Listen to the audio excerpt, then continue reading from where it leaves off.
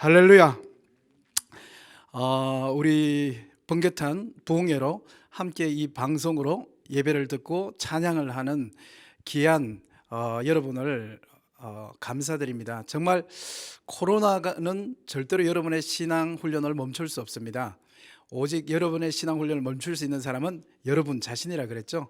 오늘도 여러분 뜨거운 마음으로 말씀을 듣고 함께 기도하길 소망합니다. 10절을 제가 다시 한번 읽어볼게요. 야곱이 브엘세바에서 떠나 하란으로 향하여 가더니, 야곱, 여러분이 잘 아는 야곱의 이야기입니다. 야곱이 브엘세바에서 하란으로 향하여 가는 청소년 야곱의 이야기입니다. 성경학자들이 말하기를 브엘세바에서 하란까지가 거리가 한 600km 정도 된다고 그래요. 그런데 이 먼 거리를 이스라엘 남부에서부터 시작해서 터키 남부까지 걸어가는 거예요. 11절 다시 한번 다 같이 읽겠습니다. 11절, 한 곳에 이르러는 해가 진지라 거기서 유숙하려고 그곳에 한 돌을 가져다가 베개로 삼고 거기 누워 자더니, 이 야곱이 열심히 걸어가다 한 장소에 도착해서 그때 해가 떨어지게 됩니다. 그때 야곱이 그 주변에 있는 돌 중에서 좀 커 보이는 돌을 하나 베개로 베고 잠잔다는 것이 이 11절의 내용입니다. 사실 이 10절과 11절의 내용을 보면 야곱은 이 청소년 나이 17세 또는 18세 19세 정도라고 이야기하는데, 이때에 인생에 있어서 가장 어려운 시기를 당하게 됩니다. 인생의 바닥에 처하게 되죠. 그래서 지금 11절에 보면 야곱이 바닥에 자는 이야기가 나오게 됩니다. 여러분, 지금 이 11절의 표현은 그냥 표현이 아닙니다. 야곱은 완전히 지친 거예요. 완전히 번아웃 된 거예요. 야곱의 몸도 마음도 영혼도. 그래서 성경학자는 야곱의 육체적인 것, 정신적인 것, 영혼적인 모든 것이 번아웃된 야곱의 첫 번째 인생 사건이라고 이야기하고 있습니다.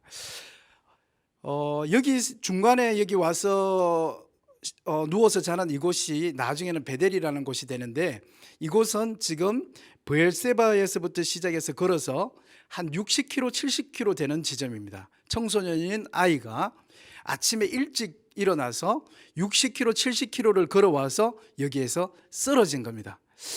거의 시간적으로는 11시간 정도를 걸었다고 이야기해요. 그리고 주변에는 수많은 들짐승들과 이방 족속들, 많은 두려움과 공포 가운데서 걸어왔죠. 그래서 체력이 바닥이 됐어요. 야곱의 마음은 어떨까요? 마음도 정신적으로 바닥이 됐어요. 여러분 잘 알다시피 야곱은 이때 우리가 일반적으로 알기에 에서 형이 야곱을 죽이려고, 그래서 야곱이 도망을 나오는 거예요. 저 삼촌 집으로 가는 거예요.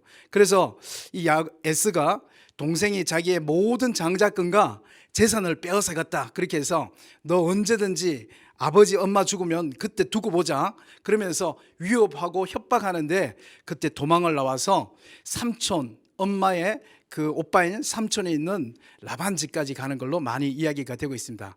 그래서 에스로부터 도망을 가고 있다, 이렇게 많이 이야기하죠. 그런데 사실 성경 앞뒤를 자세히 보면 야곱이 형에게만 그렇게 두려움과 외면을 당해서 가는 게 아닙니다.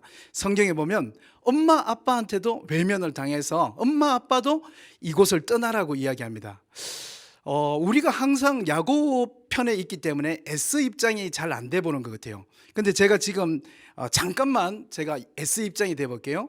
S 입장에서 볼 때는 자기 동생이 자기의 모든 소유를 가지고 갔습니다. 그래서 얼마나 화가 났겠어요.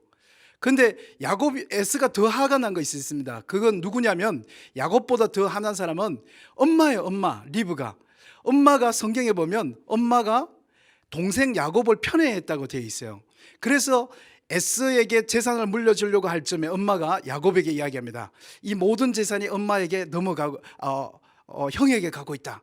그러니까 지금 빨리 우리가 음식을 준비해서 아빠에게 가서 네가 이 축복을 받아라. 그러면서 엄마가 그 사슴고기 대신 염소고기를 해서 요리를 하고, 아빠가 좋아하는 요리를 하고, 그 다음에 또 저는 에스는 남자와 같이 목소리도 아주 굵고 그다음에 온몸에 털이 나 있다 그랬어요. 근데 야곱은 엄마가 좋아하는 여성성이 있다고 그랬어요. 그래서 몸에 털도 없고 매끈매끈한 사람이라고 이야기했어요. 그래서 엄마가 이쪽에 온몸에다가 염소털도 붙여가면서 그 야곱을 형처럼 분장시켜서 넣었습니다.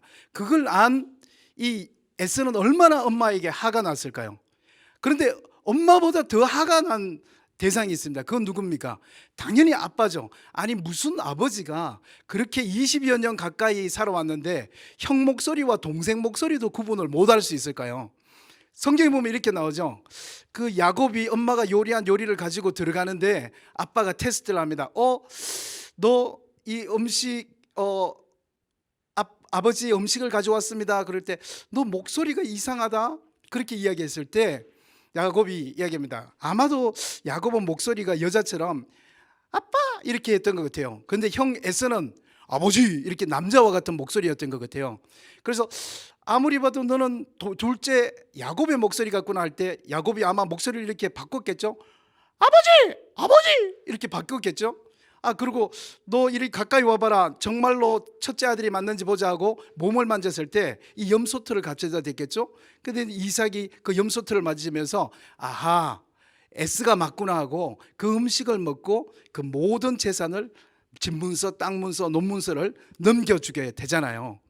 그러니까 이 에스는 얼마나 화가 났겠어요. 무슨 아버지가 사람털, 염소털도 구분 못하고 아니 이 아무리 야곱이 형 목소리를 낸다 그래도 아버지 하는데 그 목소리를 못 알아듣고 그 모든 재산을 넘겨줬으니까 에스는 제가 생각할 때는 아마 성경적 상상력으로 비행 청소년이 됐던 것 같아요. 그래서 술 먹고 마약하고 돌아다니다가 성경에 보면은 아무 여자하고나 잠을 자고 나중에는 이방 여자하고도 잠을 자고 나중에 그 사람을 아내로 며느리로 데려오게 되죠.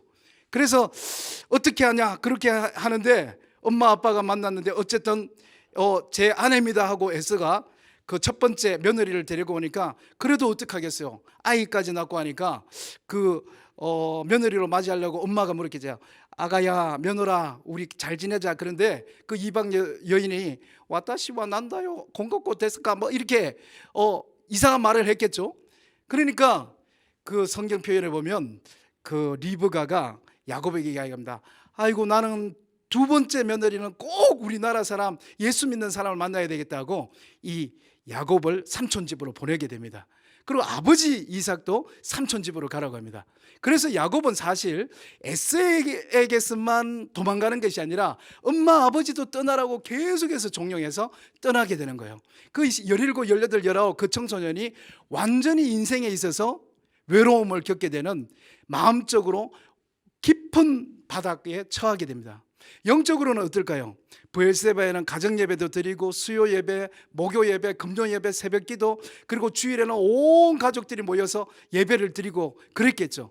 근데 지금 이 삼촌집까지 가는 이 길에는 온갖 아모리, 해족소, 귀신, 바알, 아수라, 온갖 목상들, 하늘신, 별신 거기에다가 귀신들이 계속해서 강야에 펼쳐져 있고 곰이 있고 사자가 있고 수많은 살쾡이들이 있고 야곱은 영적으로도 바닥이 되어 있어요. 그래서 이걸 성경학자들이 야곱의 토탈적으로 인생에 있어서 바닥에 처해 있는 인생에 있어서 가장 어려움에 처해 있는 시간이라고 이야기를 하고 있습니다.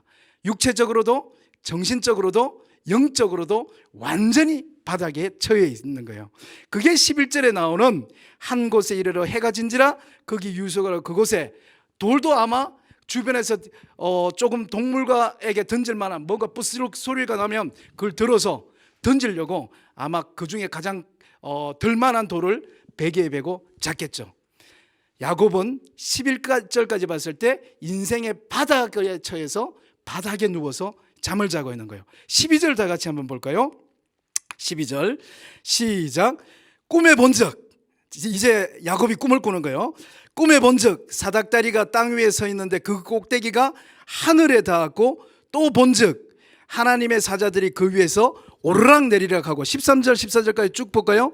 또 본적 여호와께서 그 위에 서서 이르시되 나는 여호와니 너의 조부 아브라함의 하나님이요 이삭의 하나님이라 내가 누워있는 땅을 내가 너와 내 자손에게 주리니 내 자손의 땅이 티끌같이 되어 내가 서쪽 동쪽 북쪽 남쪽으로 퍼져갈지며 땅의 모든 족속이 너와 내 자손을 말미암아 복을 받으리라. 할렐루야.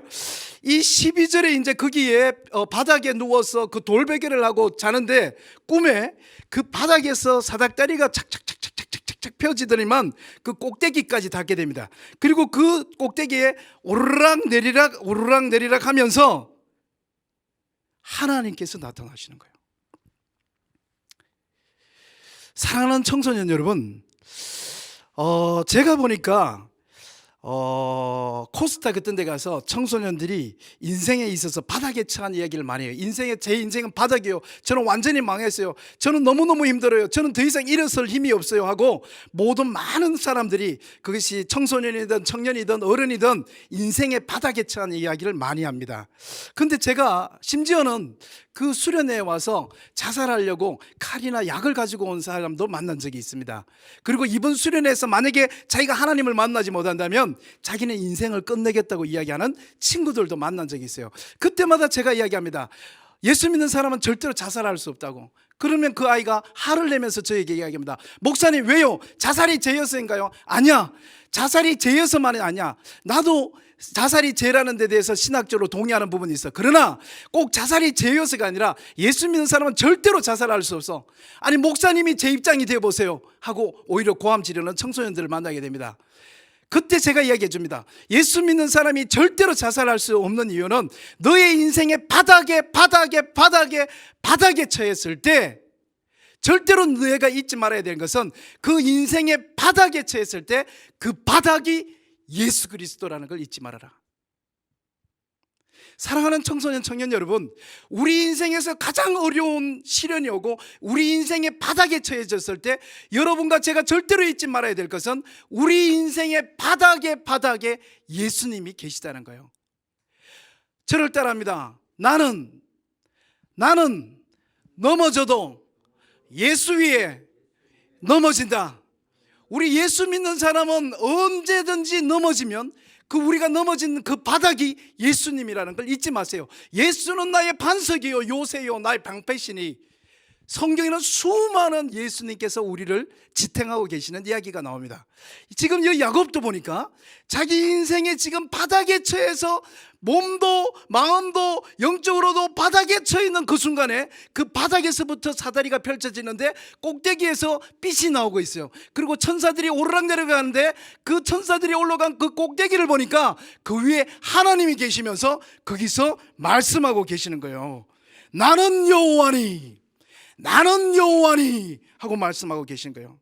시간이 없어서 제가 15절로 갈게요. 하나님께서 무엇을 야곱에게 그때 이야기해 주셨는가 하면 이 15절의 말씀은 여러분이 절대로 잊으시면 되는 이야기가 아닙니다.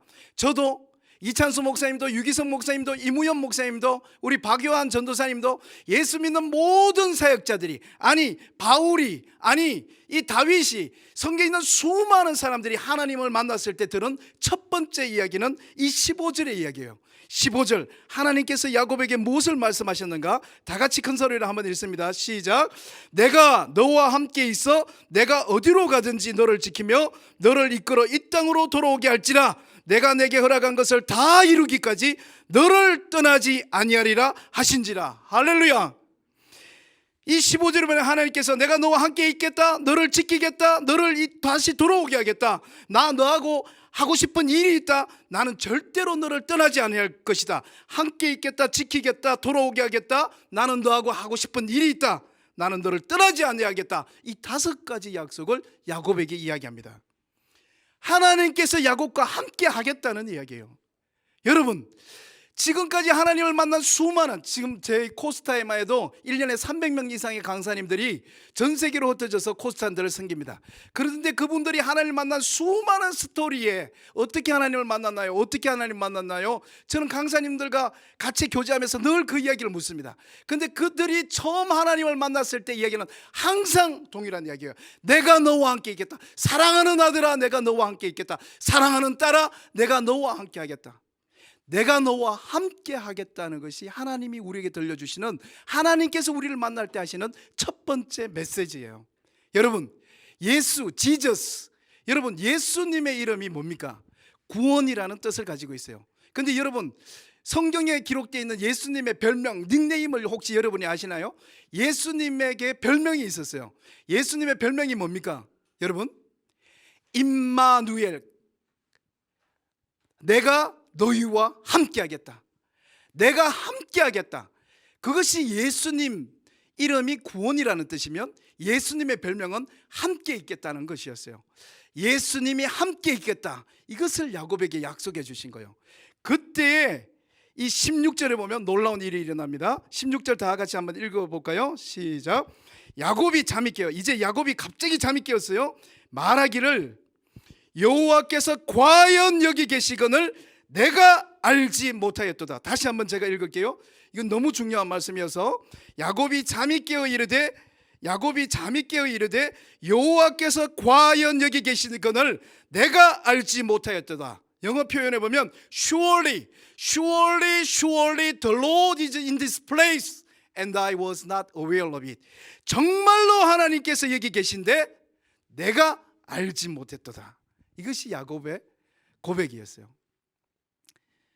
야곱은 말이죠, 저는 청소년 청년들을 만나면서 이 야곱의 이야기를 많이 만나게 됩니다. 청소년들이 이야기해요. 하나님이 저와 함께 있는 것 같지 않아요. 하나님께서, 저는 하나님이 안 보여. 하나님이 정말 저와 같이 있나요?